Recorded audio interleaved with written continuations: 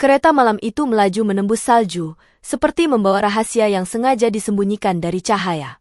Aku masih ingat dinginnya kaca jendela saat keningku menempel di sana, dingin yang sama seperti tatapan suamiku ketika ia pikir aku tidak memperhatikan. Aku Aisyah, dan seharusnya ini adalah bulan maduku. Sebelum lanjut ke ceritanya, yuk absen dulu, kalian dari kota mana saja? Dan jangan lupa like, share dan subscribe channel ini. Mari kita lanjutkan ceritanya. Kereta mewah itu melaju stabil di rel pegunungan. Suara roda yang bergesek dengan rel terdengar teratur. Aku duduk di ruang makan kereta dengan suasana yang nyaman. Di sampingku, piring dan gelas tertata rapi di meja panjang yang dilapisi taplak putih. Lampu gantung kecil di atas meja memberikan cahaya hangat yang cukup untuk membuat ruangan terasa aman. Devon, suamiku, baru saja bangkit dari kursi.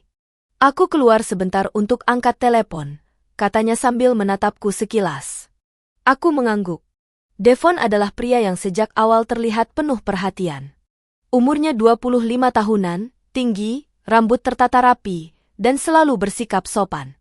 Dalam perjalanan ini, dia berusaha menunjukkan bahwa ia ingin menjadi pasangan yang bisa diandalkan. Tetapi beberapa hari terakhir, aku sering melihatnya menerima telepon yang membuat ekspresinya berubah. Kadang terlihat tertekan atau tidak nyaman. Aku tidak pernah menanyakan terlalu jauh, karena ini adalah bulan madu kami, dan aku ingin menjaga suasana. Namun sekarang, ketika dia berjalan menjauh, aku merasa tidak tenang. Tidak ada alasan jelas, tapi ada perubahan kecil dalam caranya memandangku. Seperti ada jarak yang baru muncul. Aku melihat ke arah sambungan antar gerbong. Devon tidak pergi ke tempat yang sepi untuk menerima telepon. Dia berdiri dengan dua pria asing. Tubuh mereka besar, rambut cepak, dan mata mereka fokus padanya. Cara mereka berbicara terlihat serius. Itu bukan pembicaraan ringan. Gerak-geriknya kaku. Aku menarik napas pelan. Sejak ayahku meninggal beberapa bulan lalu, hidupku berjalan cepat. Devon muncul dalam masa sulit itu. Dia sering datang ke rumah untuk menghiburku, membantu mengurus urusan keluarga, hingga akhirnya aku merasa nyaman dengannya. Hubungan kami berkembang cepat, dan sebelum aku benar-benar memikirkan semuanya secara detail, kami menikah. Aku juga masih mengingat satu-satunya kerabat ayah yang sering datang, Paman Brahma. Ia selalu bersikap ramah padaku. Usianya 50-an, tubuhnya agak gemuk, dan nada suaranya selalu terdengar meyakinkan. Setelah ayah meninggal, dialah yang paling sering menghubungiku. Ia berkata ingin memastikan aku tidak sendirian. Aku mempercayainya karena dia keluarga. Setidaknya itu yang selama ini kutahan sebagai keyakinan. Aku menyentuh gelasku sambil mempertimbangkan untuk mengirim pesan kepada Paman Brahma. Tetapi tepat ketika jariku menyentuh layar, seorang wanita tua duduk di meja sebelahku. Rambutnya memutih seluruhnya, wajahnya penuh garis usia, dan tatapannya tajam namun tenang. Dia menatapku beberapa detik seperti sedang memastikan sesuatu. Lalu ia condong sedikit ke arahku dan berbicara dengan suara rendah, "Aku ingin kau mendengarkan baik-baik." Aku menoleh dengan bingung. "Ibu kenal saya?" Tanyaku pelan. Dia tidak menjawab pertanyaanku. Sebaliknya, tangannya bergerak cepat menyentuh tanganku, dan aku merasakan sebuah benda dingin ditempelkan ke telapakku. Aku membuka tangan. Itu sebuah kunci besi tua. Berat dan kasar. "Apa ini?" bisikku. Wanita tua itu tetap menatap mataku. "Kau tidak boleh kembali ke apartemenmu. Turunlah di stasiun berikutnya. Jangan menghubungi suamimu. Jangan menoleh saat kau berjalan keluar." Tubuhku menegang. "Kenapa?" tanyaku. Wajahnya mendekat sedikit. "Ini tentang hidupmu. Dan tentang warisan keluargamu. Aku tidak punya banyak waktu. Dengarkan saja." Aku terdiam. Nafasku naik turun. Suasana ruang makan yang awalnya tenang berubah terasa menekan, tapi bukan karena lampu atau dekorasinya. Lebih ke arah respons tubuhku terhadap apa yang baru saja ku dengar. Wanita itu melirik ke arah gerbong tempat Devon tadi berdiri. "Suamimu tidak seperti yang kau pikirkan. Dan Paman Brahma jauh lebih berbahaya dari yang kau tahu." Nama itu membuat perutku terasa mual. Aku tidak mengerti," kataku. Wanita itu menggeleng. "Kau tidak perlu mengerti sekarang. Kau hanya perlu pergi. Kalau kau tetap di sini, mereka tidak akan membiarkanmu hidup." Sebelum aku bisa bertanya lebih jauh, langkah-langkah berat terdengar mendekat. Aku melihat dua pria tadi berjalan menuju arah meja makan. Wajah mereka terlihat tegang. Di belakang mereka, Devon ikut berjalan, menoleh ke kiri dan kanan seperti sedang mencari seseorang. Wanita tua itu berdiri. "Namaku Rina," katanya cepat. "Kelak kau akan tahu semuanya. Sekarang pergi." Aku terpaku. Namun mata Devon yang sedang menoleh ke arahku membuat jantungku serasa berhenti. Ekspresinya bukan ekspresi suami yang mencari istri. Lebih mirip seseorang yang panik karena kehilangan target. Di detik itu aku sadar bahwa wanita tua bernama Rina itu bukan orang asing sembarangan. Dan peringatannya bukan lelucon. Aku menggenggam kunci tua itu lebih kuat. Malam bulan madu yang seharusnya indah, berubah menjadi awal dari sesuatu yang tidak pernah kubayangkan. Setelah melihat tatapan Devon yang panik dan dua pria asing yang mengikutinya, aku langsung menundukkan kepala. Aku mengambil keputusan cepat. Aku harus mengikuti apa yang dikatakan Nenek Rina. Tidak ada waktu untuk memikirkan benar atau salah. Situasi yang kulihat sudah cukup untuk membuatku percaya bahwa ada sesuatu yang serius sedang terjadi. Aku berdiri dari kursi dengan hati-hati, memastikan mereka tidak melihat gerakanku. Aku menyelipkan kunci besi itu ke dalam saku mantelku. Tanganku sedikit gemetar, tapi langkahku harus stabil. Di ujung ruangan, pintu menuju lorong gerbong terbuka otomatis saat aku mendekat. Aku masuk ke lorong sambil menahan napas. Aku tidak menoleh ke belakang. Aku terus berjalan menuju gerbong lain, menyatu dengan beberapa penumpang yang sedang berjalan santai. Mereka tidak menyadari apa yang sedang terjadi. Ketika aku sampai di dekat toilet kereta, aku masuk dan mengunci pintunya. Ruangan itu kecil. Ada wastafel, kaca kecil, dan jendela persegi yang bisa dibuka sedikit. Aku bersandar sebentar dan mendengarkan suara-suara dari luar. Langkah-langkah terdengar semakin dekat. "Aisyah, kamu di mana?" Suara Devon memanggil. Nada suaranya terdengar keras. Tidak seperti biasanya. Aku tidak menjawab. Aku menggenggam tepi wastafel. Dadaku naik turun. Tidak ada waktu lama untuk berpikir. Kereta sebentar lagi berhenti di stasiun kecil. Aku tahu itu dari suara pengeras suara yang baru saja berbunyi. Kalimat Nenek Rina terputar lagi di pikiranku. "Turunlah di stasiun berikutnya." Aku membuka jendela toilet perlahan. Angin dingin masuk menyentuh wajahku. Kereta mulai melambat. Di luar aku melihat rel, tumpukan salju di tepi, dan lampu-lampu kecil stasiun terpencil yang semakin dekat. Suara langkah-langkah berhenti tepat di depan pintu toilet. "Buka, sayang," suara Devon terdengar. "Tolong jangan buat aku khawatir." Aku tidak bergerak. Dia mengetuk pintu 2 kali, pelan tapi tegas. Ketukan itu membuat seluruh tubuhku menegang. Kemudian aku mendengar suara lain. Suara pria besar dari tadi. "Kalau nggak ada, kita cari di gerbong belakang." Langkah mereka menjauh. Aku bersyukur mereka tidak memaksa membuka pintu. Kereta mulai berhenti. Aku harus keluar lewat jendela itu. Aku memanjat perlahan. Bagian bawah tubuhku terpeleset sedikit karena pinggiran jendela licin. Namun aku berhasil mendorong tubuhku keluar. Udara dingin menusuk kulitku saat aku menggantung di sisi kereta. Ketika kereta benar-benar berhenti, aku melepaskan pegangan dan jatuh ke tumpukan salju. Punggungku terasa sakit karena benturan, tapi aku bangkit secepat mungkin. Aku tidak boleh terlihat. Aku melihat ke arah peron. Penumpang lain hanya beberapa orang. Tidak ada keramaian. Aku menundukkan kepala dan berjalan cepat menuju area parkir kecil di luar stasiun. Tepat saat aku melangkah keluar, aku menoleh sedikit ke belakang. Devon dan 2 pria itu berdiri di peron. Mereka sedang mencari-cari ke segala arah. Wajah mereka menunjukkan rasa tidak sabar. Devon menoleh kanan-kiri, tangannya mengepal. Ia tidak melihatku. Langkahku semakin cepat. Ketika aku hampir sampai di luar gerbang stasiun, sebuah mobil taksi hitam berhenti tepat di depanku. Sopirnya membuka kaca jendela. "Nama Anda Aisyah?" tanyanya dengan suara pelan. Aku terdiam sejenak. Bagaimana dia tahu namaku? Sopir itu menatapku sebentar dan mengangguk seolah sudah memahami kebingunganku. "Saya disuruh menjemput Anda." "Suruhan Nenek Rina." Aku masuk tanpa bertanya lagi. Begitu pintu tertutup, sopir langsung menjalankan mobil. Dari kaca belakang, Aku melihat Devon dan dua pria itu berlari ke arah jalan keluar stasiun. Mereka terlambat beberapa detik. Mobil meninggalkan area stasiun dan masuk ke jalanan sepi yang tertutup salju. Aku menahan napas panjang, mencoba meredakan rasa panik yang belum turun. Beberapa menit berlalu dalam keheningan.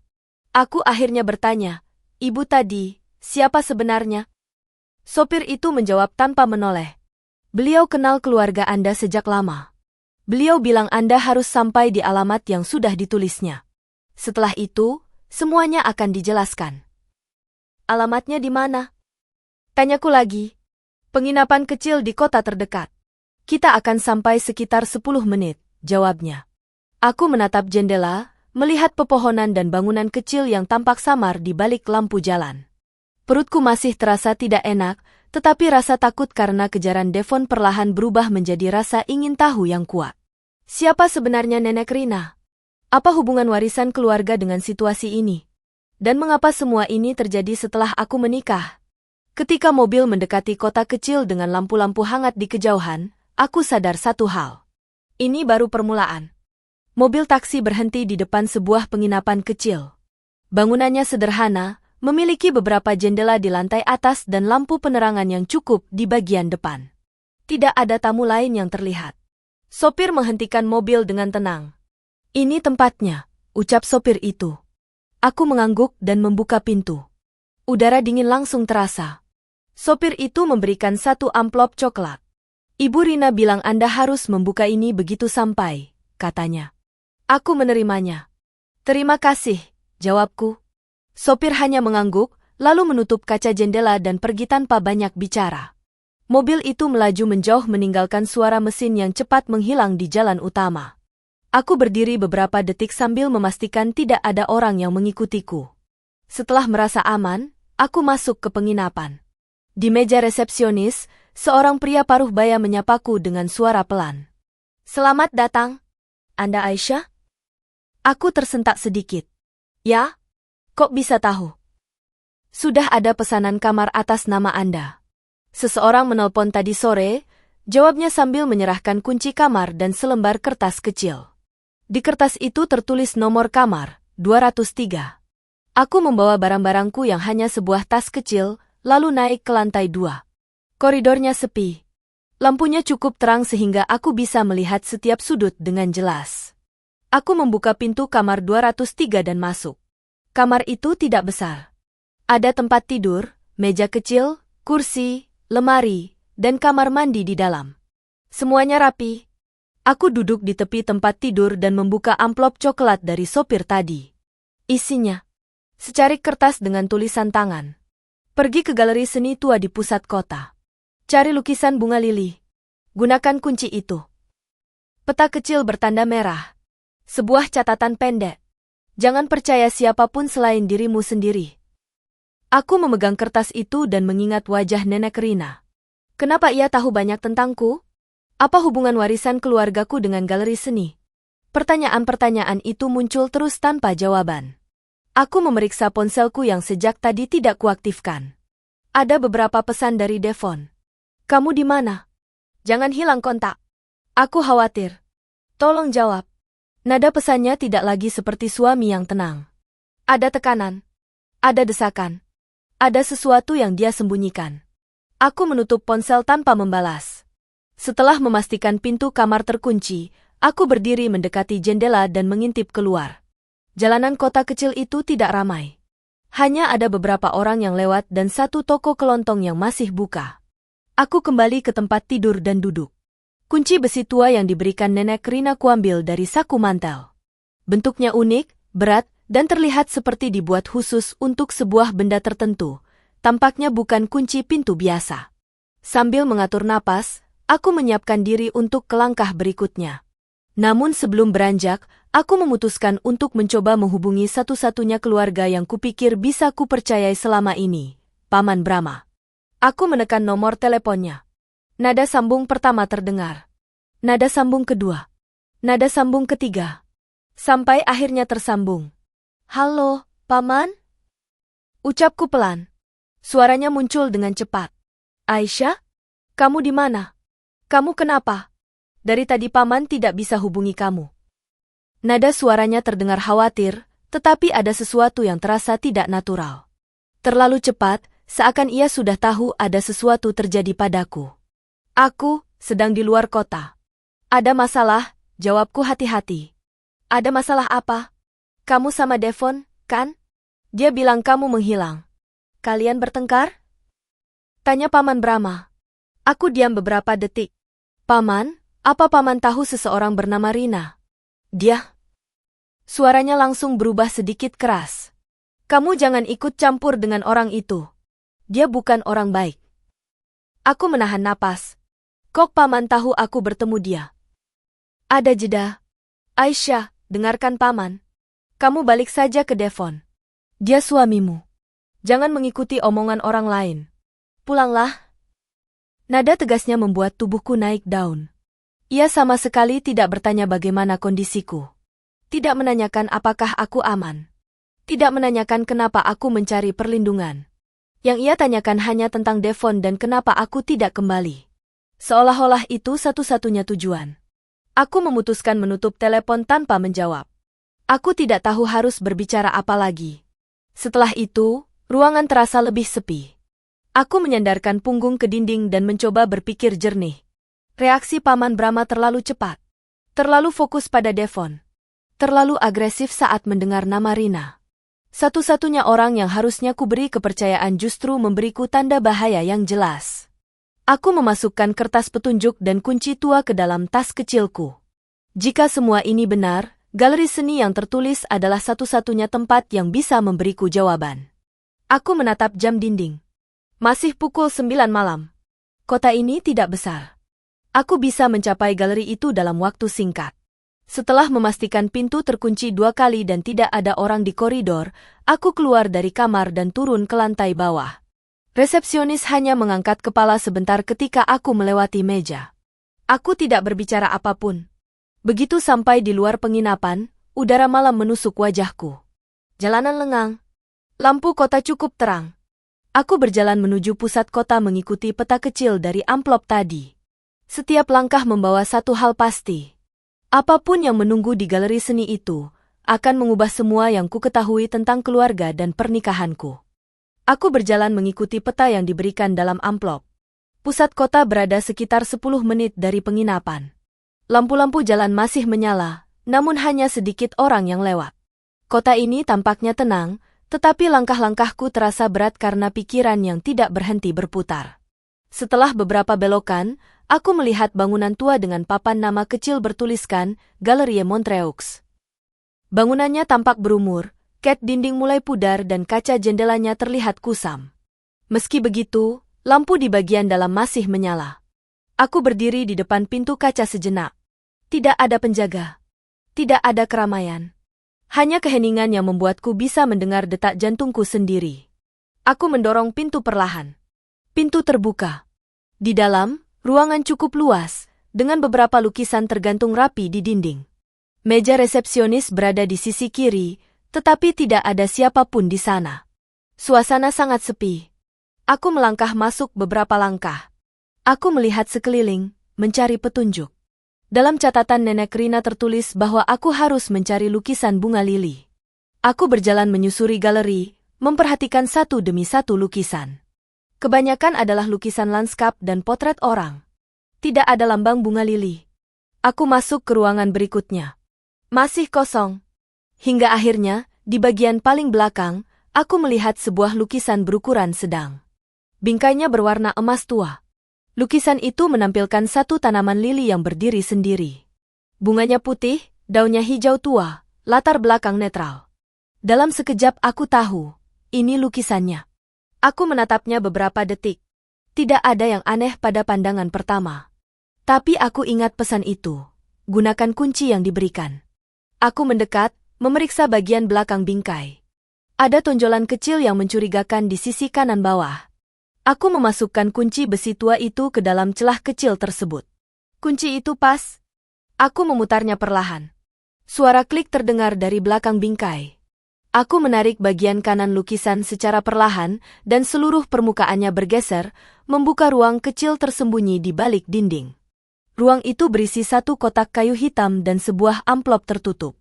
Tanganku sedikit bergetar saat mengambil keduanya.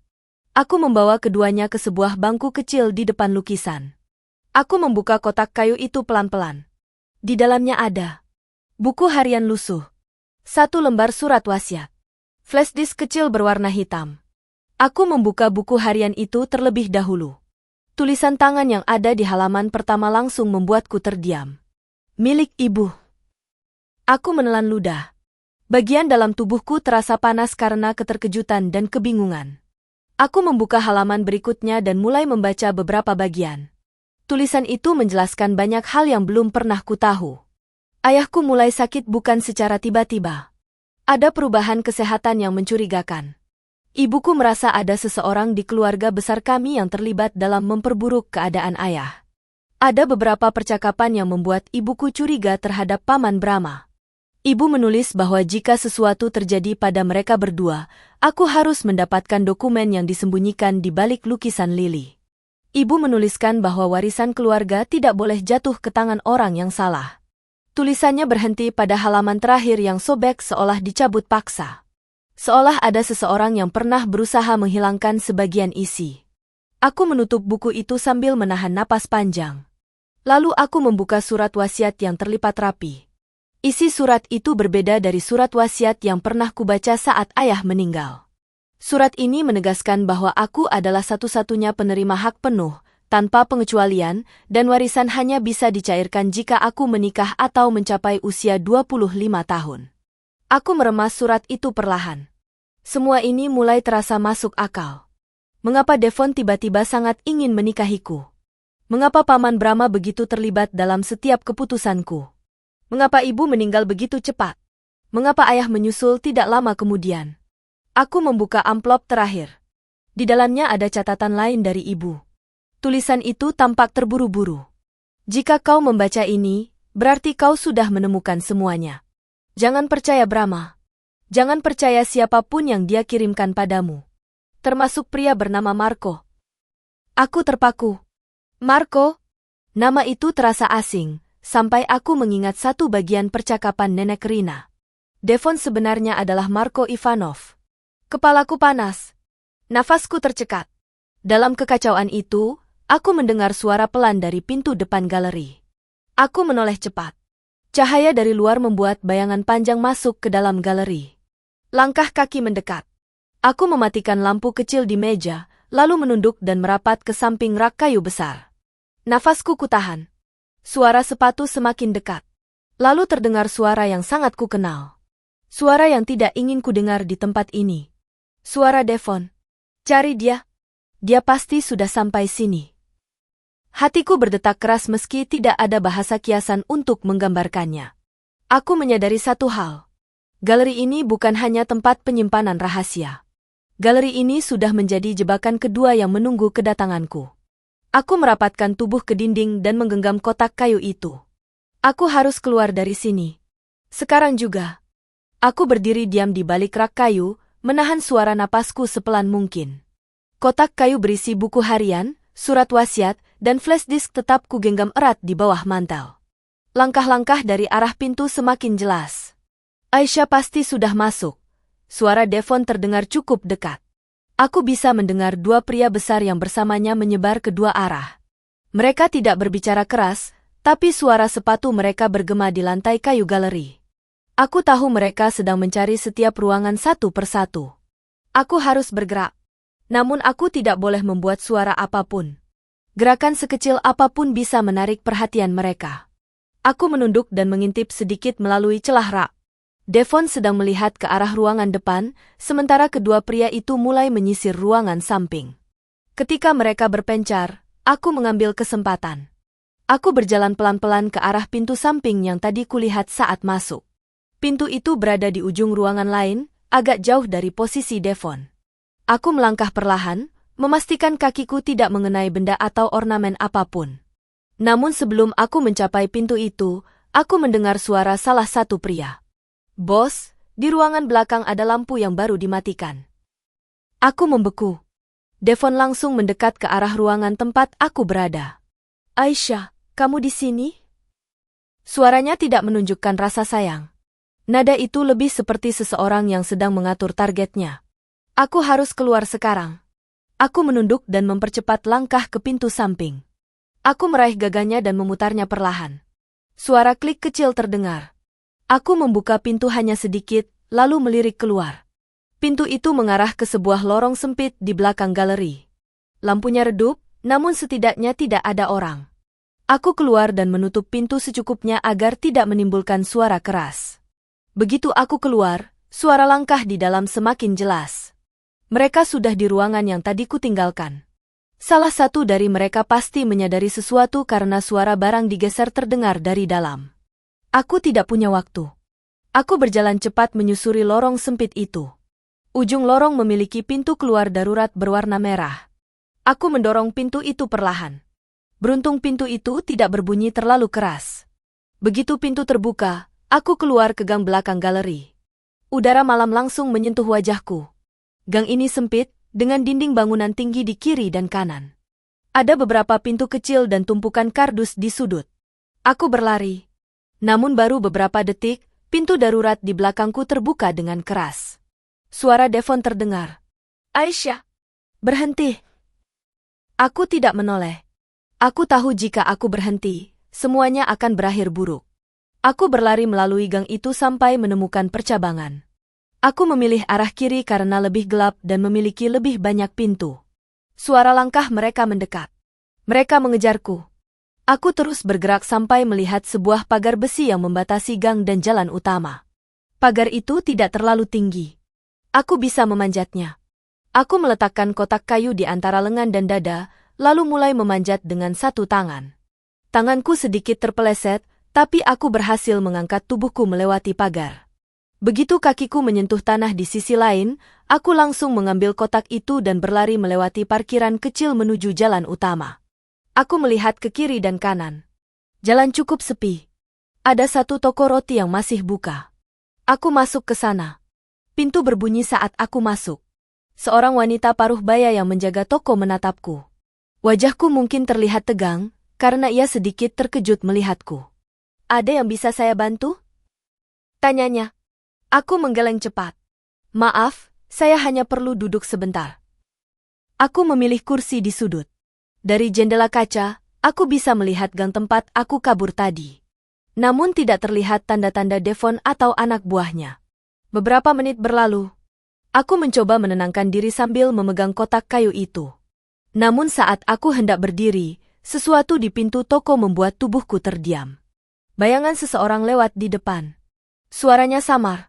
Aisyah, aku tahu kamu di sekitar sini.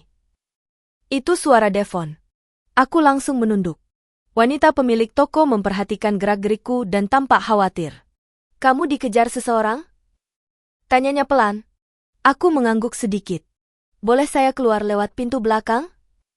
Ia menatapku sebentar, lalu mengangguk. Lewat sini. Ia membawaku ke dapur kecil, lalu menunjukkan pintu kayu yang mengarah ke jalan belakang. Hati-hati. Terima kasih, ucapku. Aku keluar dan menutup pintu tanpa suara. Jalan belakang ini tersambung ke kawasan pasar malam yang baru selesai.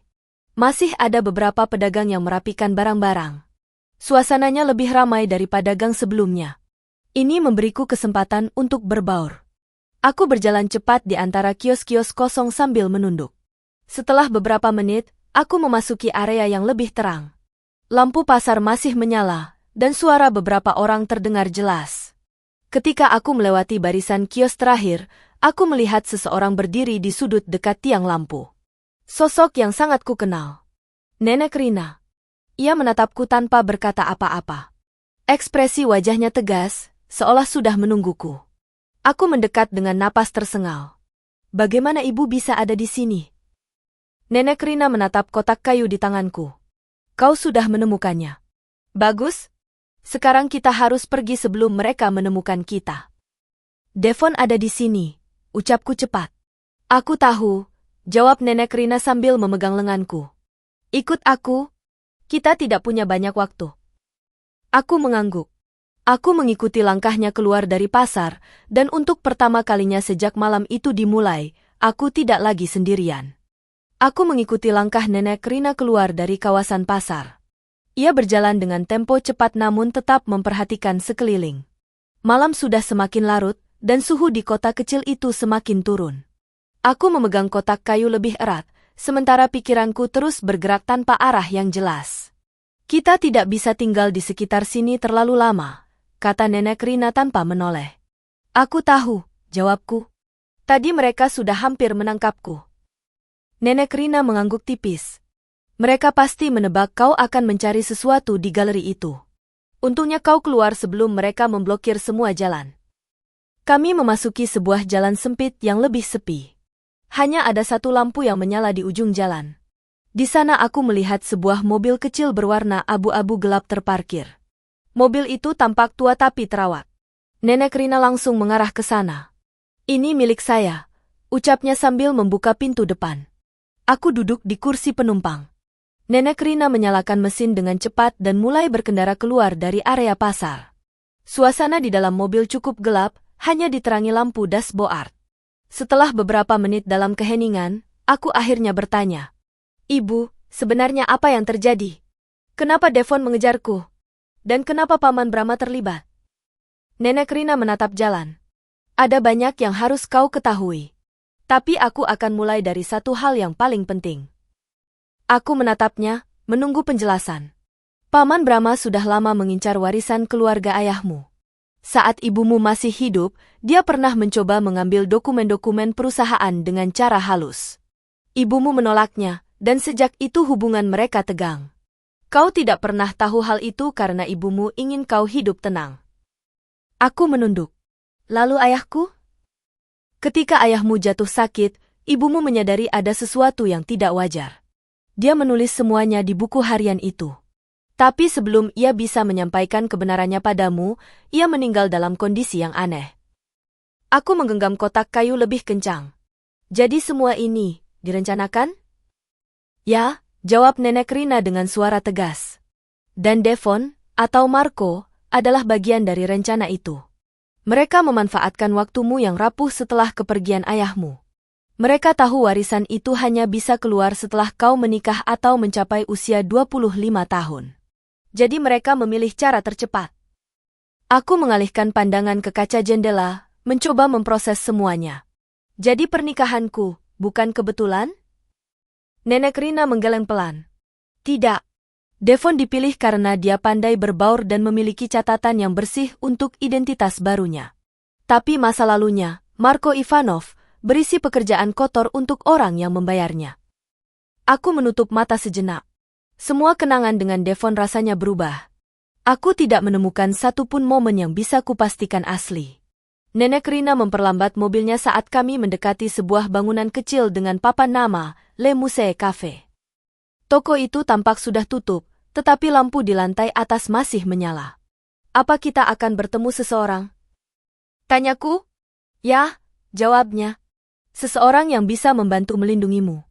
Dan seseorang yang sudah lama menyelidiki semua ini. Mobil berhenti di samping gedung. Kami turun dan masuk melalui pintu samping yang langsung menuju tangga kecil. Nenek Rina mengetuk pintu lantai 2 dengan pola tertentu, seolah menjadi kode. Pintu terbuka. Seorang pria berjaket hitam berdiri di ambang pintu. Penampilannya rapi, rambutnya pendek, wajahnya tegas. Tidak tampak seperti aparat resmi, tetapi aura kehati-hatiannya jelas. Ini Aisyah, kata Nenek Rina. Pria itu menatapku singkat lalu memberi isyarat agar kami masuk. Namaku Adrian, katanya. Aku sudah mengikuti kasus keluargamu sejak bertahun-tahun lalu. Kami masuk ke ruangan yang terlihat seperti perpustakaan kecil. Ada meja, beberapa kursi, dan rak buku besar. Di tengah ruangan terdapat layar monitor dan beberapa dokumen yang tersebar rapi. Aku duduk di kursi paling dekat. Adrian duduk di depan laptopnya. Aku butuh tahu semuanya, kataku. Adrian mengangguk. Aku sudah mempelajari gerak-gerik Brahma sejak pertama kali ibumu menghubungiku. Dia curiga ada yang ingin mengambil hakmu. Setelah ibumu meninggal, ibumu menyampaikan banyak hal lewat dokumen rahasia yang ia berikan pada Rina. Aku melirik Nenek Rina, yang hanya mengangguk pelan. Adrian melanjutkan. Devon atau Marco mulai masuk ke dalam hidupmu tidak lama setelah ayahmu sakit. Itu bukan kebetulan.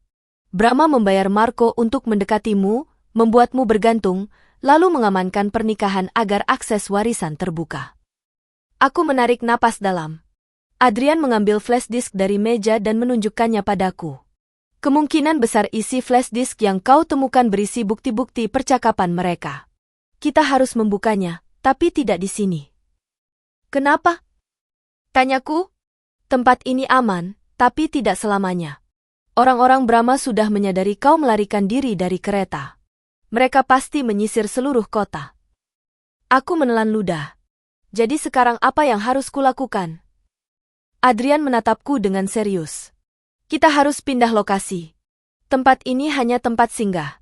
Setelah itu, kita buka flash diskmu di tempat yang sistem keamanannya lebih kuat. Setelah itu, kita siapkan semua bukti untuk mengajukan laporan resmi. Dan Brahma? Tanyaku. Kita harus memastikan rencananya tidak berjalan. Karena jika dia berhasil menemukanmu sebelum kita mengungkap bukti-bukti itu. Adrian berhenti sejenak. Dia tidak akan membiarkanmu hidup. Aku mengangguk pelan. Aku sadar bahwa perjalanan ini belum berakhir. Nenek Rina menyentuh lenganku. Kau tidak sendirian. Kita akan menyelesaikannya. Untuk pertama kalinya malam itu, aku sedikit bisa bernapas lega. Namun rasa waspada tetap ada, karena bahaya belum benar-benar pergi. Adrian berdiri dan meraih jaketnya. Kita harus pergi sekarang. Mereka mungkin sudah berada di sekitar kota. Aku berdiri, memegang kotak kayu itu lebih erat. Ini bukan lagi sekadar pelarian. Ini awal dari melawan rencana besar yang selama ini tersembunyi dariku. Adrian mematikan monitor, memasukkan beberapa berkas ke dalam tas hitam, lalu memastikan pintu dan jendela terkunci. Ia bergerak cepat dan teratur. Sementara itu, aku dan Nenek Rina menunggu di dekat pintu, siap untuk berangkat kapan saja. Kita tidak bisa naik mobil yang tadi, ucap Adrian sambil memakai sarung tangan hitam. Jika mereka mengawasi, mereka mungkin sudah mengikuti rute umum dari pusat kota. Nenek Rina mengangguk. Aku sudah memikirkannya. Ada kendaraan lain di belakang gedung ini. Adrian menatapku. Kita harus bergerak dalam 5 menit. Kami turun melewati tangga sempit yang kami lewati sebelumnya. Begitu sampai di lantai bawah, Adrian membuka pintu samping yang langsung menuju area belakang gedung. Suasana lebih gelap dibanding area pasar tadi, namun tetap cukup terang untuk melihat sekitar. Sebuah mobil van kecil berwarna perak sudah terparkir di dekat pagar. Mobil itu tampak biasa saja, seperti mobil pekerja harian. Ini mobil cadangan, kata Nenek Rina. Tidak ada yang tahu aku punya ini. Adrian memeriksa ban, kaca, dan bagian belakang mobil sebelum mempersilakan kami masuk. Setelah memastikan aman, kami bertiga masuk ke dalam. Adrian duduk di kursi sopir, sementara aku dan Nenek Rina duduk di kursi belakang. Begitu mobil melaju, aku merasa tubuhku perlahan menegang lagi. Kemana kita akan pergi? Tanyaku. Adrian menjawab tanpa mengalihkan pandangan dari jalan. Ada sebuah tempat penyimpanan data milik temanku di luar kota. Tempat itu memiliki sistem keamanan yang sangat kuat. Kita bisa membuka isi flash diskmu di sana. Berapa lama perjalanan ke sana? Tanyaku lagi. Sekitar 1 jam, jawab Adrian. Mobil melaju dengan kecepatan stabil melewati jalan-jalan sepi. Kota kecil itu perlahan ditinggalkan di belakang. Setelah beberapa menit, kami memasuki jalan raya dengan penerangan yang lebih baik. Di dalam mobil, tidak ada yang berbicara selama beberapa waktu. Aku menggenggam kotak kayu itu di pangkuanku, sadar bahwa benda ini menjadi pusat semua masalah sekaligus satu-satunya kesempatan untuk melindungi diriku sendiri. Setelah beberapa saat, Adrian akhirnya berkata, "Sebelum kita buka isinya, aku ingin tahu semua yang kau lihat." Aku mengangguk, lalu mulai menceritakan secara rinci dari awal. Pertemuan dengan Nenek Rina di kereta. Peringatan yang ia berikan. Kunci besi tua. Perintah untuk turun di stasiun berikutnya. Pelarian pertama. Catatan di penginapan. Galeri seni dan penemuan buku harian ibuku. Surat wasiat asli. Suara Devon di galeri. Pelarian kedua hingga bertemu kembali dengan Nenek Rina di pasar. Adrian mendengarkan tanpa memotong, hanya sesekali mengangguk kecil. Aku paham, katanya ketika aku selesai. Semua yang kau alami sangat sesuai dengan pola pergerakan Brahma beberapa tahun terakhir. Dia selalu menggunakan orang lain untuk melakukan pekerjaan kotor. Aku menelan ludah. Jadi semuanya benar-benar direncanakan? Ya. Dan mereka tidak mengira kau akan bertindak secepat itu, jawab Adrian. Nenek Rina menambahkan. Kalau saja kau tetap di kompartemen kereta, mereka akan membawa cerita lain. Mereka bisa mengatakan kau kabur, hilang, atau mengalami kecelakaan. Tidak ada yang akan curiga. Aku menunduk. Pikiranku membayangkan apa yang mungkin terjadi jika aku tidak mendengarkan peringatan itu. Adrian melanjutkan. Kabar buruknya, sekarang mereka benar-benar mengejarmu. Tapi kabar baiknya, kau punya bukti kuat dan kita hanya perlu mengumpulkan semuanya. Ia melirik kotak yang kupegang. Buku harian ibumu adalah bukti pertama. Surat wasiat asli adalah bukti kedua. Flashdisk kemungkinan berisi bukti ketiga, mungkin rekaman percakapan atau dokumen yang berkaitan dengan rencana mereka. Aku membuka kotak kayu itu sedikit, memastikan isinya masih lengkap. Semua tetap seperti yang kutemukan. Setelah 15 menit perjalanan, Adrian memeriksa kaca spion beberapa kali. Ada mobil hitam di belakang kita sejak 5 menit lalu. Jantungku langsung berdegup lebih cepat. Mereka? Belum tentu, jawab Adrian. Tapi untuk berjaga-jaga, kita tidak boleh melambat. Nenek Rina menghadap ke belakang untuk memastikan. Itu mobil besar. Tidak ada lampu tambahan, tidak ada stiker. Bisa jadi mereka. Adrian menambah kecepatan sedikit. Kita pindah jalur. Kalau mereka mengikuti, berarti benar. Mobil van berbelok ke jalur lain yang sedikit lebih gelap. Mobil hitam itu tetap mengikuti. Adrian mengetatkan pegangan pada setir. Kita harus memutus ekor mereka sebelum sampai ke tempat tujuan. Kalau tidak, semua bukti ini akan sia-sia. Aku menggenggam kotak kayu itu dengan lebih erat. Apa yang bisa kulakukan? Diam di tempatmu. Pastikan kotak itu tidak jatuh, jawab Adrian tegas. Kita harus fokus. Mobil melaju lebih cepat dan mengambil jalur alternatif melalui jalan kecil yang lebih sepi dan berliku. Beberapa kali aku merasakan mobil terguncang karena permukaan jalan yang tidak rata. Setelah beberapa menit, Adrian menoleh ke spion lagi. Mobil itu masih mengikuti. Mereka tidak mau berhenti. Aku menahan napas. Apapun yang terjadi, aku tahu satu hal. Jika mobil itu berhasil menghentikan kami, maka semua bukti yang ada di pangkuanku tidak akan pernah sampai ke pihak berwenang. Beberapa detik berikutnya terasa semakin berat. Ketegangan belum berakhir. Dan kami belum aman. Mobil hitam di belakang kami masih mengikuti dengan jarak yang konstan. Adrian semakin fokus pada jalan, sedangkan aku bisa merasakan perubahan kecil di cara ia menggenggam setir. Nenek Rina tidak mengatakan apapun, tetapi posisi tubuhnya terlihat tegang. Kita butuh jalan keluar, ucap Adrian sambil melihat cepat ke spion. Jalan kecil di depan bisa dipakai untuk memutus mereka, kata Nenek Rina. Itu jalan lama menuju area gudang penyimpanan. Gudang yang sudah tidak dipakai lagi? Tanya Adrian. Benar, jawab Nenek Rina. Tempat itu luas dan memiliki banyak jalur keluar. Adrian mengangguk. Kita coba itu. Mobil melaju lebih cepat, memotong jalur kanan, lalu mengambil tikungan tajam ke jalan kecil yang menurun. Karena tikungan itu cukup tiba-tiba, mobil hitam di belakang terlambat berbelok. Ada suara gesekan dari ban mereka yang terdengar dari kejauhan. Itu memberi kami sedikit jarak. Aku menatap keluar jendela. Jalan yang kami pilih jauh lebih gelap, hampir tidak ada lampu jalan. Meski begitu, jalurnya cukup lebar untuk mobil van kami. Di sisi kanan terdapat pagar kawat yang memisahkan jalan dengan lahan kosong. Beberapa detik berlalu sebelum Adrian bersuara lagi. Mereka masih mengejar tapi jaraknya sudah sedikit menjauh. Kalau kita bisa sampai ke area gudang, kita bisa memutar dan keluar melalui jalur belakang, jelas Nenek Rina. Dalam waktu sekitar 2 menit, bangunan-bangunan besar mulai terlihat. Area gudang itu tampak seperti kompleks industri yang sudah tidak digunakan. Tidak ada penjaga, tidak ada pekerja, hanya bangunan berderet dengan pintu besi besar. Adrian mengarahkan mobil ke salah satu gudang yang pintunya sudah sedikit terbuka, cukup untuk kendaraan masuk. Kita masuk sini, katanya. Mobil van masuk ke dalam gudang. Ruangan besar itu gelap, hanya sedikit penerangan dari celah-celah atap yang terbuka. Adrian mematikan lampu mobil, membuat semuanya lebih samar. Suara mobil hitam terdengar melewati jalan utama, tapi tidak berhenti di depan gudang itu. Mereka tidak melihat kita masuk, ujar Adrian pelan. Kami bertiga tetap diam sampai suara mobil hitam semakin menjauh. Setelah yakin area sudah aman, Adrian mengambil napas panjang. Kita tidak bisa diam di sini terlalu lama, ucapnya. Kita akan keluar lewat pintu belakang gudang ini, lalu mengambil jalur lain menuju pusat data. Aku mengangguk. Baik. Sebelum melanjutkan perjalanan, Adrian menyalakan lampu kecil portabel di dalam mobil. Kita harus periksa kondisi kotak dan dokumen itu.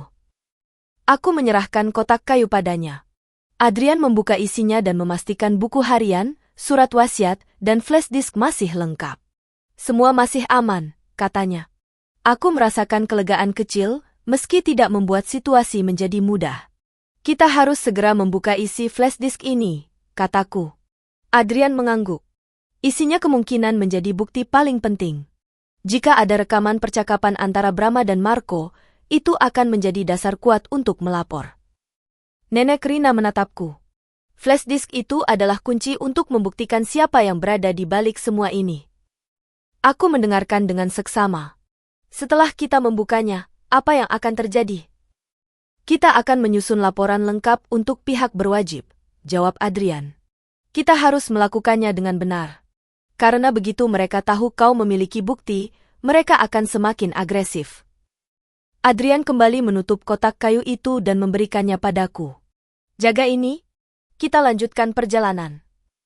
Kami keluar dari gudang melalui pintu samping yang mengarah ke jalan kecil di belakang kompleks. Jalur ini jauh lebih sempit, tapi cukup untuk kendaraan. Adrian menyalakan mesin mobil dengan pelan dan mulai melaju menjauhi area itu. Tempat pusat data itu jauh dari sini? Tanyaku. Tidak terlalu jauh, jawab Adrian. Sekitar 30 menit. Mobil terus melaju melewati area perumahan kecil yang sebagian lampunya sudah padam. Jalanan semakin sepi. Suasana di dalam mobil juga sama sepinya. Semua merasakan tekanan yang belum hilang setelah pengejaran tadi. Setelah beberapa saat, kami mencapai batas kota. Di kejauhan aku melihat bangunan besar dengan dinding kaca dan lampu biru yang terang. Adrian menunjuk ke arah bangunan itu. Itu tempatnya. Pusat data pribadi yang dikelola temanku. Ruangannya sangat aman. Tidak ada yang bisa masuk tanpa izin. Aku merasakan sedikit kelegaan. Akhirnya kami akan bisa membuka flash disk itu. Mobil berhenti di area parkir belakang bangunan. Adrian menghubungi seseorang melalui panggilan singkat. Kita sudah sampai. Tolong buka pintu belakang, katanya. Pintu besi besar terbuka secara otomatis.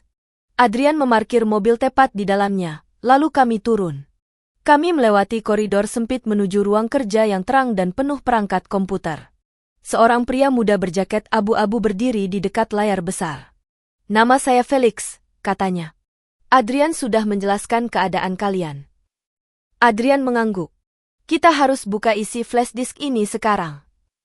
Felix memasang kacamata kerjanya dan mengambil flash disk dari Adrian. Akan saya buka di komputer yang tidak terhubung ke internet. Jadi datanya aman. Aku dan Nenek Rina berdiri di belakang Felix. Adrian berdiri di sisi lain, memperhatikan layar. Felix memasukkan flash disk ke port komputer. Layar menampilkan tanda pemindaian awal. Waktu berjalan lambat di detik-detik itu, seolah seluruh ruangan menunggu hal yang sama. Setelah beberapa detik, file-file muncul di layar. Ada 5 folder, kata Felix. Semua berisi rekaman suara dan dokumen. Sebelum dibuka, periksa apakah ada ancaman atau malware, perintah Adrian. Felix melakukan pemeriksaan cepat. Tidak ada virus. Semua file aman. Adrian menatapku. Aisyah, kita akan dengarkan rekaman suara ini. Kau harus siap. Aku mengangguk. Felix membuka file pertama. Suara Paman Brahma terdengar jelas. Pastikan dia menikah sebelum ulang tahunnya. Setelah itu, kau tahu apa yang harus dilakukan. Dan suara kedua yang menyahut adalah suara yang sangat kukenal. Devon. Atau Marco. Tubuhku menegang. Aku merasakan seluruh kenyataan itu semakin jelas. Rekaman itu baru dimulai. Masih ada banyak bukti lain yang harus kami dengarkan. Dan semuanya mengarah pada satu kesimpulan. Kebenaran yang selama ini disembunyikan, akhirnya berada tepat di depan mata. Rekaman pertama masih berjalan. Suara Paman Brahma terdengar tegas, jelas, dan tanpa ragu. Felix mengatur volume agar kami bisa mendengarnya lebih jelas. Adrian berdiri dengan tangan terlipat, memerhatikan setiap detail suara dan jeda pembicaraan. Di layar tertulis tanggal rekaman itu dibuat 3 bulan sebelum aku menikah dengan Devon. Dalam rekaman itu, suara Marco, atau Devon, menjawab dengan nada rendah. Dia sudah mulai dekat denganku. Tidak lama lagi. Kau hanya perlu pastikan akses dananya siap. Suara Brahma terdengar lagi. Setelah pernikahan selesai, aku akan urus dokumennya. Sisanya tanggung jawabmu. Aku menghela napas pelan. Semua yang selama ini aku ragukan berubah menjadi kenyataan yang tidak bisa terbantahkan. Felix membuka rekaman kedua. Tangganya dibuat beberapa minggu sebelum pernikahan. Suara Brahma berkata, dia tidak punya siapa-siapa lagi. Ibunya sudah tidak ada. Ayahnya sakit dan akan segera menyusul. Nada itu membuat tubuhku terasa dingin meski ruangan memiliki pemanas. Marco Devon menjawab, kalau dia curiga bagaimana? Brahma tertawa kecil di dalam rekaman. Dia anak yang polos. Kau kendalikan saja emosinya. Jangan biarkan ada orang baru muncul.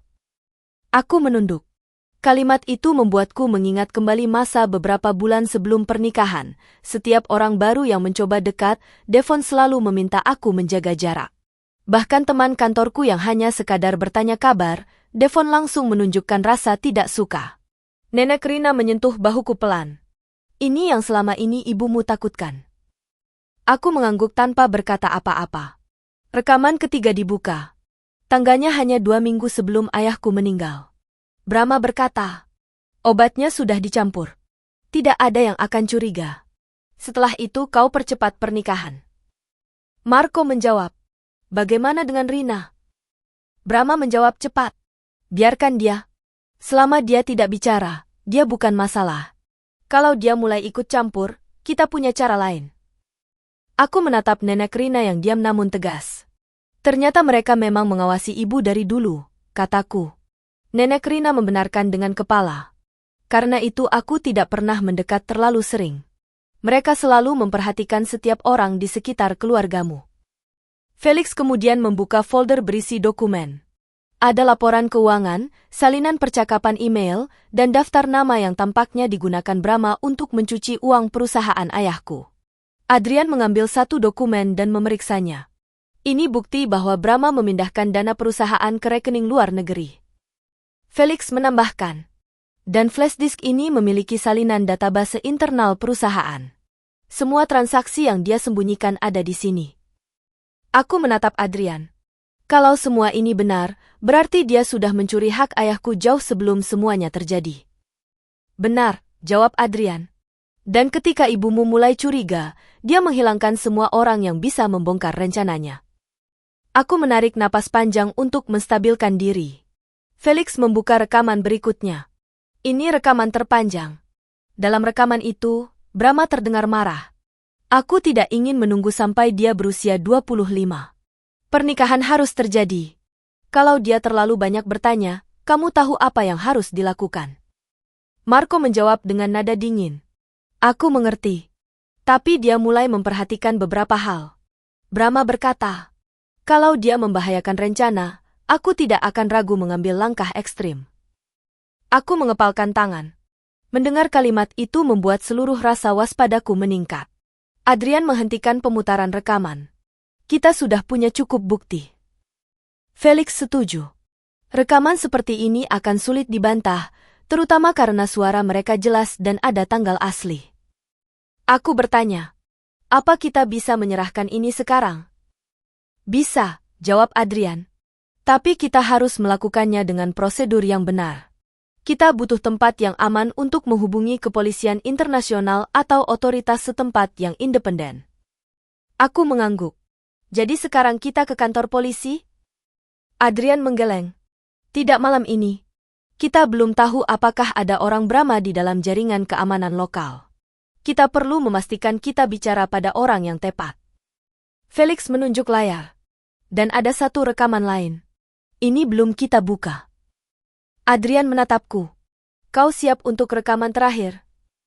Aku mengangguk pelan. Felix membuka file terakhir.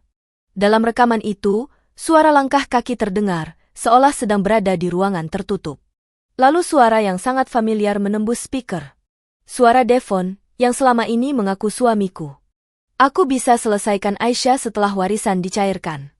Tidak akan ada yang tahu apa yang sebenarnya terjadi. Suaranya datar. Tidak ada keraguan. Suaranya sama persis dengan orang yang pernah menatapku dengan senyum sabar saat aku menangis karena kehilangan ayah. Pastikan kecelakaannya terlihat alami, sahut Brahma dalam rekaman.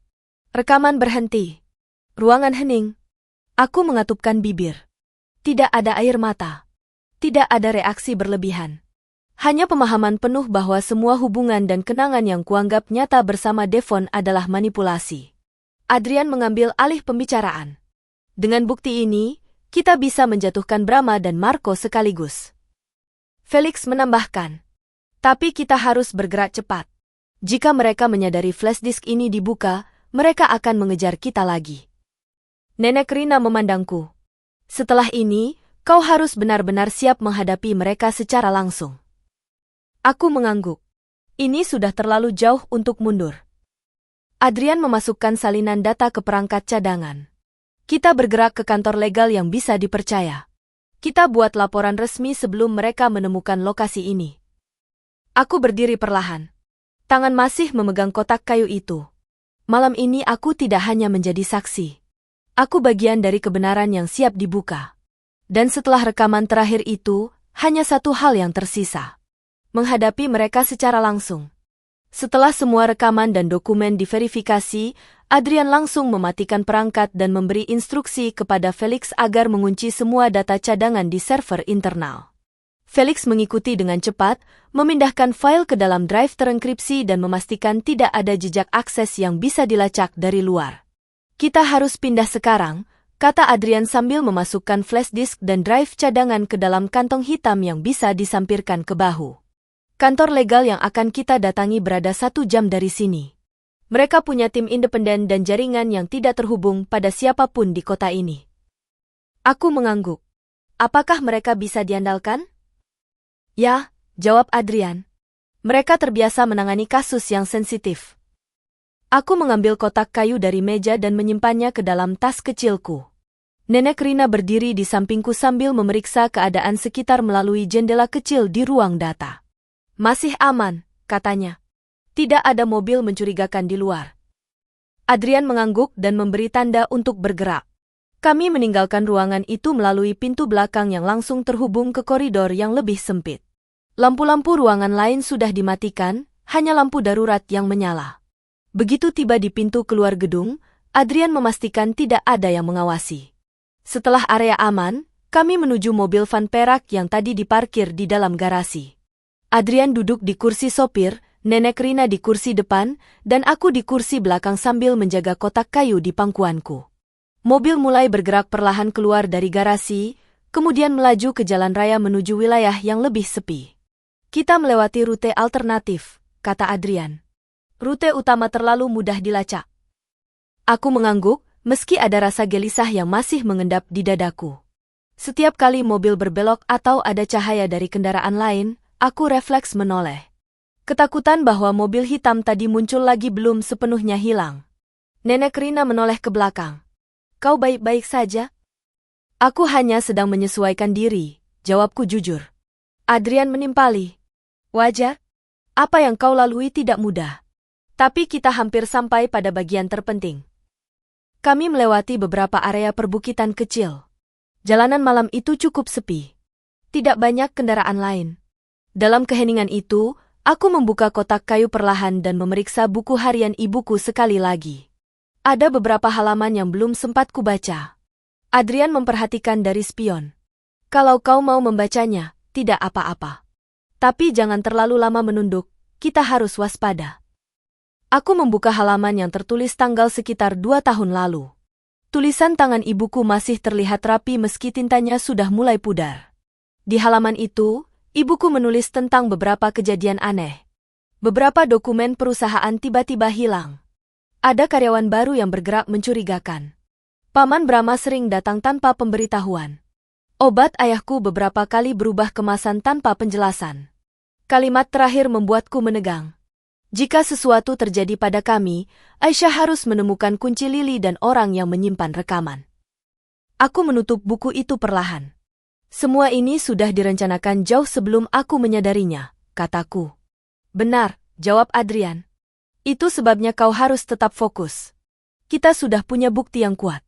Sekarang tugas kita adalah membuat mereka tidak punya kesempatan menghilangkan bukti atau mengubah narasi. Aku mengangguk. Setelah kita sampai di kantor legal itu, apa langkah berikutnya? Mereka akan membantu kita menghubungi pihak berwenang yang kredibel. Kita juga akan mengamankan bukti-buktimu di beberapa tempat sekaligus. Agar sekalipun satu bukti hilang, bukti lain tetap utuh, jelas Adrian. Dan setelah laporan resmi dibuat? Aku bertanya lagi. Adrian menghela napas pelan. Kita persiapkan diri untuk konfrontasi. Mereka pasti akan mencoba menghalangi. Aku menatap jalan gelap di depan. Apa kita bisa mengalahkan mereka? Kebenaran yang kau miliki jauh lebih kuat daripada koneksi mereka, jawab Adrian mantap. Dan dengan rekaman itu, mereka tidak punya ruang untuk berbohong. Mobil terus melaju menuju wilayah yang lebih tenang. Di kejauhan terlihat bangunan besar dengan lampu putih yang tertata rapi. Itu kantor legalnya, kata Adrian. Aku menatap bangunan itu dengan perasaan campur aduk. Ini adalah langkah paling penting sejauh ini. Tetapi saat mobil mendekat ke area parkir, Adrian tiba-tiba menghentikan mobil perlahan. Ia mengawasi sekitar. Nenek Rina menegakkan tubuhnya. Ada apa? Tanyaku pelan. Adrian menunjuk ke sudut area parkir. Sebuah mobil hitam terparkir di sana. Mobil yang sama yang mengikuti kami sebelumnya. Darahku terasa turun mendadak. Mereka sudah sampai duluan. Adrian mematikan lampu mobil. Kita tidak bisa masuk lewat pintu depan. Nenek Rina menatap bangunan kantor legal di sisi kiri. Masih ada pintu belakang. Tapi kita harus berjalan kaki. Adrian mengangguk. Kita harus cepat. Mereka tidak boleh tahu kita membawa bukti. Aku mengencangkan pegangan pada tasku. Apa mereka tahu kita akan ke sini? Mungkin mereka mengikuti rute lain, jawab Adrian. Atau mereka sudah menebak langkah kita. Aku tidak menjawab. Tidak ada waktu untuk bertanya terlalu banyak. Adrian membuka pintu mobil perlahan. Kita keluar. Tetap dekat. Jangan bersuara. Kami bertiga turun dari mobil dan bergerak ke arah sisi kantor legal melewati bayangan bangunan lain. Lampu-lampu parkir menciptakan area terang dan gelap yang saling berhadapan. Kami memilih area gelap agar tidak terlihat. Jalan menuju pintu belakang kantor legal berada sekitar 30 meter. Tidak terlalu jauh, tapi cukup untuk membuat detak jantung bergerak lebih cepat dari biasanya. Ketika kami berjalan beberapa langkah, suara pintu mobil hitam terbuka terdengar dari kejauhan. Adrian menoleh cepat. Kita harus lebih cepat. Aku mengikuti langkah mereka. Setiap langkah terasa penting. Setiap detik terasa menentukan. Dan ketika kami mendekati pintu belakang kantor legal itu, suara seseorang terdengar jelas dari arah mobil hitam. Suara yang sangat kukenal. Suara Devon. Aisyah, aku tahu kamu ada di sini. Aku berhenti sejenak. Dadaku menegang. Ini bukan lagi hanya pelarian. Ini langkah terakhir menuju kebenaran. Dan aku tidak akan mundur. Suara Devon memecah keheningan malam. Jaraknya tidak jauh dari tempat kami berdiri. Adrian langsung memberi isyarat dengan tangannya agar aku dan Nenek Rina bergerak mengarah ke pintu belakang kantor legal. Langkah kami dipercepat, namun tetap hati-hati agar tidak menimbulkan suara berlebihan. Aisyah, berhenti! Teriak Devon lagi. Aku menelan napas dan terus berjalan. Adrian berbisik, jangan menoleh. Kita hampir sampai. Pintu belakang kantor legal berada tepat di sudut gedung. Ada lampu kecil di atasnya, memberikan penerangan yang cukup untuk melihat gagang pintu. Adrian segera menempelkan kartu akses yang sudah diberi oleh pihak kantor legal melalui temannya. Cepat, masuk, katanya. Namun sebelum pintu terbuka penuh, suara langkah berat terdengar dari arah kanan.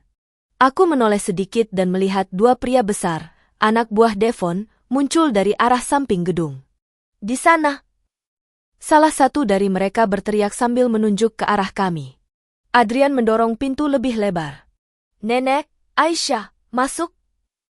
Aku dan Nenek Rina masuk terlebih dahulu. Adrian menyusul masuk dan langsung menutup pintu rapat. Tepat setelah pintu terkunci, suara langkah dan benturan terdengar dari luar. Mereka mencoba membuka pintu. Adrian menggeser pengunci tambahan di dalam pintu. Kita tidak punya banyak waktu. Ikuti aku. Kami berjalan cepat menyusuri koridor sempit kantor legal. Hanya ada lampu-lampu kecil yang menyala sebagai penerangan malam. Tidak ada staf lain di dalam gedung karena sudah jam operasional lewat. Adrian membawa kami ke ruangan yang pintunya diberi label Legal Archives Private. Begitu pintu dibuka, aku melihat ruangannya cukup luas dengan meja panjang, beberapa kursi, dan kabinet dokumen terkunci di dinding. Di tengah ruangan ada monitor dan perangkat pemindai dokumen. Di sini kita buat laporan lengkapnya, kata Adrian sambil segera mengeluarkan drive cadangan dan flash disk. Namun sebelum Adrian sempat duduk, suara keras terdengar dari arah koridor. Pintu belakang digedor lagi, lebih kuat daripada sebelumnya. Aisyah, aku tidak mau menyakitimu. Kita bisa bicarakan ini. Suara Devon terdengar lebih dekat. Nenek Rina menggeleng pelan. Dia tidak akan berhenti bicara sampai kau keluar. Jangan dengarkan. Aku duduk di kursi paling dekat dengan Adrian. Kotak kayu berisi buku harian ibuku kuletakkan di atas meja. Adrian memasukkan drive cadangan ke komputer kantor legal dan membuka folder bukti. Sementara itu, Nenek Rina berdiri di dekat pintu ruangan, bersiap jika seseorang masuk. Adrian mulai mengetik cepat. Aku sedang menyiapkan laporan digital yang akan langsung terkirim ke 3 kantor legal sekaligus. Jika mereka berhasil masuk ke gedung ini, datanya tetap aman. Aku memperhatikan layar. Semua rekaman suara, termasuk percakapan Brahma dan Marco, tertera jelas dengan tanggal dan durasi. Dokumen keuangan yang ditemukan Felix juga terlihat. Adrian menyusun semuanya satu persatu dalam laporan resmi. Namun, suara dari luar semakin keras. Para pria itu sudah berhasil masuk ke dalam gedung. Suara langkah mereka bergema di koridor, semakin mendekati ruangan kami. Aisyah. Suara Devon semakin dekat. Kumohon keluar. Aku tidak akan menyakitimu. Aku menatap pintu. Kau tahu dia berbohong, ujar Nenek Rina lirih. Aku mengangguk. Adrian berhenti mengetik sejenak. Kuncinya adalah waktu. Laporan ini harus selesai sebelum mereka tiba di depan pintu. Aku mengawasi layar sambil menahan napas. Persentase pengunggahan data menunjukkan angka 73%. Langkah kaki mendekat lagi. Cek ruangan ini. Suara salah satu anak buah Devon terdengar jelas. Aku berdiri refleks, meski tidak tahu harus melakukan apa. Nenek Rina memegang lenganku agar aku tetap tenang. Aisyah, lihat aku, katanya. Kau tidak sendirian. Aku mengangguk perlahan. Tiba-tiba terdengar suara gagang pintu digerakkan dari luar. Pintu ruangan kami terkunci dari dalam, tetapi mereka mencoba membukanya. Adrian mengetik lebih cepat. 87%. Cepatlah. Benturan keras terdengar lagi. Mereka memaksa masuk, bisik Nenek Rina. Aku melihat Adrian yang tetap fokus pada layar. Sebentar lagi, katanya. Persentase berubah menjadi 98%. Kemudian 100%. Laporan berhasil dikirim. Adrian langsung mengambil drive cadangan, mencabutnya, lalu memberikan padaku. Simpan ini. Jangan lepaskan dari tanganmu. Aku mengambilnya. Beberapa detik kemudian, pintu ruangan terbuka paksa. Devon muncul di depan pintu dengan napas tidak teratur, wajah tegang, dan 2 pria besar tepat di belakangnya. Matanya langsung tertuju padaku. Aisyah, ikut aku. Sekarang? Nada suaranya tidak lagi lembut. Aku tidak bergerak. Adrian berdiri di depanku, menjadi penghalang antara aku dan Devon. Kamu tidak akan menyentuh dia, kata Adrian. Devon melangkah ke depan. Kamu tidak tahu apa yang kamu hadapi. Ini masalah keluarga. Urusan kalian tidak penting. Masalah keluarga yang melibatkan percobaan pembunuhan bukan urusan kecil, balas Adrian tenang. Devon menatapku lagi. Aisyah, tolong. Kamu tidak mengerti situasinya. Aku menggeleng. Aku sudah mendengar semuanya. Rekaman? Rencana. Tujuanmu. Wajah Devon berubah. Dia menatapku lama, lalu berkata dengan nada dingin. Kalau begitu, tidak ada gunanya bicara lagi. Devon memberi isyarat pada dua pria itu untuk maju. Namun sebelum mereka sempat melangkah, sirene polisi dari luar mulai terdengar jelas. Devon menoleh ke arah jendela. Apa? Adrian berkata. Laporan sudah terkirim. Tidak butuh waktu lama bagi pihak legal untuk menghubungi polisi. Devon memaki pelan. Kita pergi. Katanya pada dua pria itu. Mereka segera mundur, keluar dari ruangan, dan berlari menuju pintu belakang gedung untuk melarikan diri. Adrian mendekat ke jendela dan melihat mobil polisi masuk ke area parkir. Mereka tidak akan jauh, katanya. Aku duduk pelan, mencoba menenangkan diri. Nenek Rina mendekat dan memegang tanganku. Kau sudah melakukan yang benar, katanya. Beberapa menit kemudian, suara langkah polisi memasuki gedung. Adrian menunjukkan identitas dan menjelaskan situasinya. Polisi mencari ke seluruh sudut gedung dan area belakang. Tim kami mengejar 3 pelaku yang meninggalkan area ini, kata salah satu perwira. Aku menatap Adrian. Jadi, ini belum selesai? Belum, jawab Adrian. Tapi ini pertama kalinya mereka terjepit. Aku mengangguk. Untuk pertama kalinya sejak semuanya terjadi, aku melihat peluang kemenangan. Dan untuk pertama kalinya, Brahma dan Devon tidak lagi berada di depan langkahku. Malam itu menjadi titik balik. Aku bukan lagi korban yang dikejar. Aku menjadi orang yang mengungkap seluruh kebenaran. Suara sirene polisi masih terdengar dari luar gedung. Mereka mengatur perimeter di area parkir dan sekitar kantor legal. Lampu-lampu mobil polisi menerangi sebagian besar halaman gedung, membuat situasinya lebih jelas terlihat. Petugas yang pertama masuk ke ruangan kami berkata, pelaku melarikan diri ke arah jalan bawah. Tim kami sedang mengejar. Adrian mengangguk. Kami akan tetap di sini sampai situasi benar-benar aman. Aku duduk di kursi sambil memegang drive cadangan. Nenek Rina duduk di sebelahku, memastikan aku tetap tenang.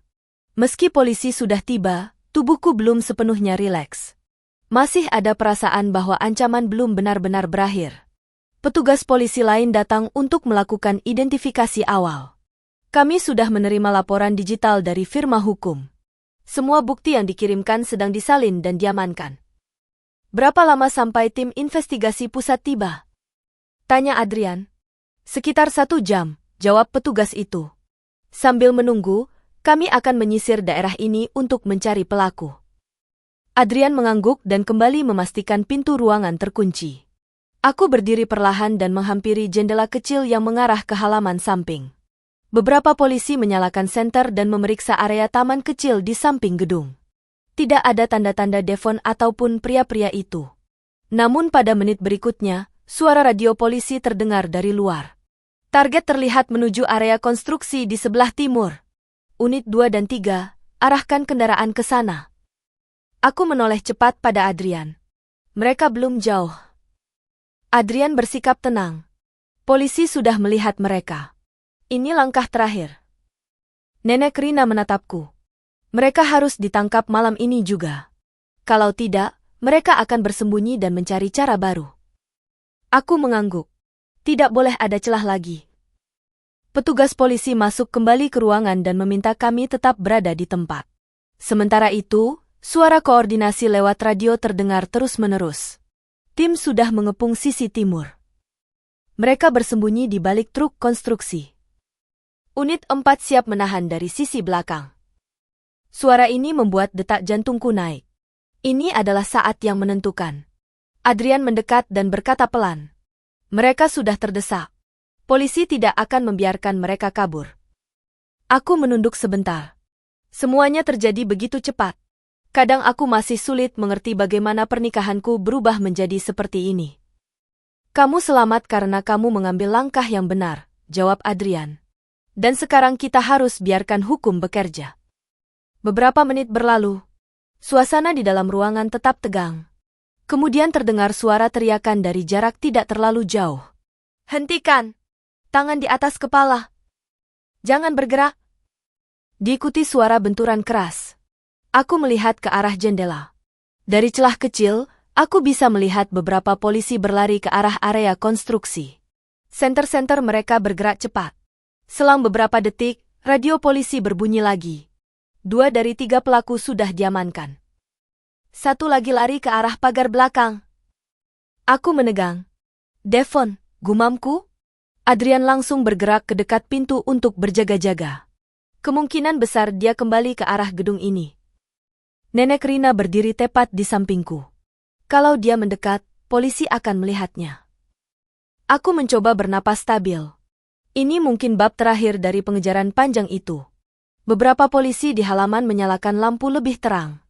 Suara langkah cepat terdengar dari arah luar gedung. Kemudian, suara polisi terdengar lebih keras. "Hentikan! Kamu sudah terkepung!" Suara Devon terdengar membalas, meski tidak jelas apa yang dia katakan. Lalu suara keras terdengar. Bukan tembakan, lebih seperti suara tubuh dijatuhkan ke tanah. Setelahnya radio polisi berbunyi lagi. Pelaku ketiga sudah diamankan. Lokasi aman. Aku belum sepenuhnya percaya sampai petugas polisi memasuki gedung dan berkata langsung kepada kami. Kami sudah menangkap ketiga pelaku. Mereka dalam proses dibawa ke kantor pusat. Adrian menghela napas lega. Terima kasih. Aku duduk kembali di kursi. Untuk pertama kalinya malam itu, tubuhku mulai benar-benar rileks. Petugas lain masuk sambil membawa formulir laporan. Kami butuh pernyataan awal dari Anda, terutama dari Nyonya Aisyah. Aku mengangguk. Baik, saya siap. Saat polisi mulai mencatat kronologi dari mulutku, langkahku terasa lebih mantap. Tidak lagi gemetar seperti sebelumnya. Semua bukti sudah keluar. Semua pelaku sudah tertangkap. Semua kebohongan sudah dibongkar. Nenek Rina duduk di sebelahku sambil menatapku dengan mata yang lebih hangat dari sebelumnya. Kau sudah melewati langkah paling berat, katanya. Aku membalas dengan menatapnya. Ini bukan karena keberanianku saja, jawabku. Kalau ibu tidak memperingatkan aku di kereta, mungkin semuanya sudah berakhir. Adrian menambahkan. Dan sekarang, proses hukumnya akan berjalan. Kamu tidak akan menghadapi ini sendirian. Aku mengangguk. Untuk pertama kalinya sejak peristiwa di kereta itu dimulai. Aku merasa aman. Namun aku tahu masih ada tahapan selanjutnya. Menyampaikan semua bukti ke pengadilan. Mendengar pengakuan mereka. Dan menyelesaikan semua urusan warisan yang selama ini dimanipulasi. Tapi malam ini, satu hal sudah jelas. Pelarian sudah berakhir. Mereka tidak bisa menyentuhku lagi. Setelah para pelaku diamankan, kami dipindahkan ke kantor polisi pusat menggunakan kendaraan resmi. Perjalanan berlangsung sekitar 30 menit. Seusai tiba, Adrian memastikan semua bukti dipindahkan secara aman ke tim investigasi. Drive cadangan yang kubawa juga dimasukkan ke dalam ruang penyimpanan khusus. Ruangan pemeriksaan cukup tenang. Petugas meminta aku menceritakan kembali seluruh rangkaian kejadian secara terperinci. Aku menjelaskan dari awal kejadian di kereta sampai penangkapan Devon dan kedua pria itu. Petugas mencatat setiap detail. Ada banyak bukti yang mendukung keterangan Anda, kata penyidik itu setelah mendengarkan penjelasanku hampir 1 jam. Aku mengangguk pelan. Saya siap memberikan kesaksian lebih lanjut jika dibutuhkan. Kami akan menghubungi Anda ketika proses penyidikan masuk tahap berikutnya, jawabnya. Setelah proses laporan selesai, aku, Nenek Rina, dan Adrian keluar dari ruang pemeriksaan menuju ruang tunggu kantor polisi. Untuk malam ini kalian bisa beristirahat, kata Adrian. Mulai besok pagi, kita akan bertemu dengan tim legal untuk membicarakan hak warisanmu. Aku merasa lega mendengar itu. Apakah semuanya akan berjalan lancar? Adrian duduk di kursi seberangku. Dengan bukti yang kita miliki, peluang untuk menang sangat besar. Terutama karena rekaman tersebut menunjukkan rencana mereka dengan jelas. Nenek Rina ikut menimpali. Kau hanya perlu mengikuti proses hukum sampai selesai. Setelah itu, semuanya kembali menjadi milikmu. Aku mengangguk. Terima kasih untuk semua bantuan kalian. Besok paginya, kami pergi ke kantor legal yang sudah disiapkan oleh Adrian. Bangunan itu lebih modern dan memiliki ruang konsultasi yang luas. Kami diterima oleh 3 orang pengacara yang akan menangani kasusku. Pengacara pertama berkata, kami sudah memeriksa semua dokumen yang Anda berikan. Surat wasiat asli, buku harian ibu Anda, dan rekaman suara menjadi fondasi utama untuk mengembalikan hak Anda. Kami juga sudah menghubungi notaris yang mengurus warisan keluarga Anda. Notaris tersebut bersedia bekerja sama dan memberikan keterangan mengenai manipulasi yang dilakukan Paman Brahma, tambah pengacara kedua. Aku menarik napas, merasa beban di pundakku sedikit berkurang. Lalu bagaimana dengan perusahaan ayah saya? Pengacara ketiga menjawab, dengan bukti penggelapan dana dan penyalahgunaan posisi, Brahma akan kehilangan seluruh haknya di perusahaan. Anda sebagai ahli waris tunggal berhak penuh mengambil kembali kendali. Aku terdiam sejenak. Selama ini aku hidup tanpa mengetahui bahwa ada orang yang menunggu aku terpeleset dan kini semuanya akan kembali padaku. Setelah pertemuan itu, kami diajak ke ruang lain untuk menandatangani beberapa dokumen proses awal. Semua berjalan lancar. 2 hari kemudian, persidangan pendahuluan dimulai. Aku duduk di barisan depan bersama Adrian dan tim legal. Nenek Rina duduk tidak jauh dari kami sebagai pendamping. Devon, dengan wajah yang tidak lagi bisa menyembunyikan identitasnya sebagai Marco, dibawa masuk dengan borgol. Paman Brahma juga berada di ruang sidang, namun sikapnya jauh berbeda dari biasanya. Tidak ada rasa percaya diri seperti dulu. Tatapannya gelisah, dan wajahnya tampak tegang. Hakim menjelaskan jalannya sidang. Pengacara kami memberikan bukti-bukti awal, rekaman suara pertama, kedua, dan ketiga. Ketika rekaman diperdengarkan, ruangan menjadi sangat tegang. Suara Paman Brahma dan Devon dalam rekaman terdengar jelas. Tidak ada yang bisa mereka sangkal. Hakim menatap kedua terdakwa dan berkata, bukti percakapan ini sangat memberatkan. Tindakan yang direncanakan dengan sengaja terhadap saksi adalah pelanggaran berat. Devon menundukkan kepala. Brahma terlihat frustasi. Pengacara mereka mencoba membela, mengatakan rekaman tersebut bisa saja manipulasi. Namun tim legal kami menunjukkan data verifikasi suara dari perangkat ahli forensik.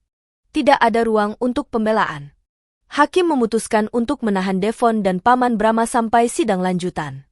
Setelah keputusan itu dibacakan, petugas membawa mereka keluar dari ruang sidang. Aku hanya bisa duduk diam. Tidak menangis. Tidak marah. Hanya memproses fakta bahwa semua orang yang mencoba menjatuhkanku kini tidak lagi memiliki kekuatan. Beberapa hari setelah persidangan, kantor legal memanggilku ke ruang konsultasi. Pengacara berkata, kami sudah menyelesaikan seluruh proses pemulihan hak Anda. Warisan keluarga sepenuhnya dikembalikan. Dokumen perusahaan juga kini tercatat atas nama Anda. Aku menatap dokumen yang diletakkan di meja. Terima kasih. Adrian menambahkan, semua aset sekarang aman. Tidak ada yang bisa mengambilnya lagi. Nenek Rina berdiri di sampingku. Orang tuamu pasti lega melihatmu sampai pada titik ini. Aku mengangguk pelan. Aku hanya ingin menjaga apa yang mereka bangun. Pengacara lalu berkata, dengan semua bukti yang ada, hukuman bagi 2 terdakwa diperkirakan cukup panjang. Anda juga bisa mengajukan ganti rugi materi dan tekanan mental. Aku menjawab, kita tuntaskan sesuai hukum. Yang penting kebenaran sudah terbuka. Sore harinya, setelah semua proses administrasi selesai, aku berdiri di depan gedung kantor legal sambil memandangi langit senja. Tidak ada rasa takut yang tersisa. Tidak ada ancaman yang mengikuti. Tidak ada lagi suara dari masa lalu yang membayang. Adrian mendekat dan berkata, kau sudah melalui perjalanan yang berat. Aku tahu, jawabku pelan. Tapi aku tidak sendirian. Nenek Rina menghampiri dan berkata, kau bisa memulai hidup baru setelah ini. Aku memandang jauh ke depan. Tidak ada pelarian lagi. Tidak ada pengejaran. Tidak ada ancaman tersembunyi. Hanya kebenaran yang akhirnya menang. Dan kehidupan yang kini bisa aku susun kembali tanpa ketakutan.